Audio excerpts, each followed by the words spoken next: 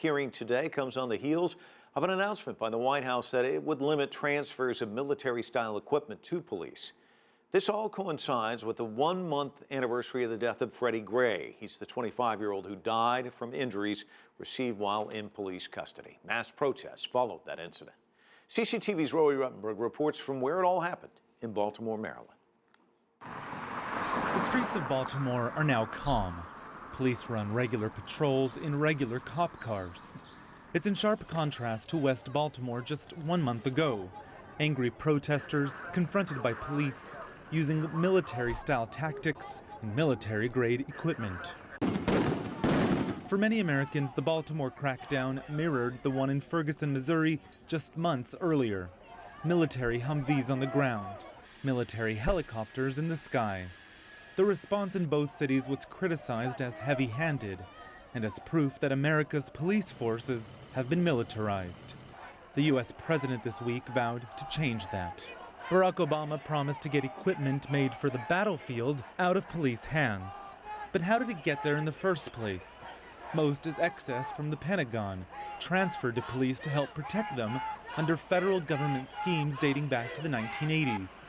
The goods include mine-resistant vehicles, grenade launchers, night vision devices, bullets, and lots more, worth nearly $20 billion. What no one thought is that it would change how police behave. They're not just going to use it for hostage situations. They're not going to use it just for suspected terrorists. They're going to use it to serve warrants on nonviolent drug offenders because, hey, if you have it, you might as well use it. This week, a special task force appointed by President Obama in January after Ferguson, but before Baltimore, published a 116-page report urging law enforcement agencies to, quote, embrace a guardian rather than warrior mindset to build trust and legitimacy.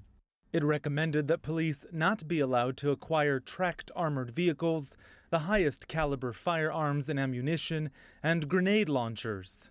It also called for new restrictions on wheeled armored vehicles, pyrotechnics, battering rams and riot gear, and strict oversight for police that do acquire them. A prominent police union criticized the president for, quote, politicizing police safety. But on the streets of Baltimore, the recommendations were welcomed, and some say overdue. Their job is only to come, assess the situation. If it's a problem, to arrest. And they should have never had it. It should have never been in their jurisdiction where they could get to it, where they could do anything to hurt others like they have been doing lately.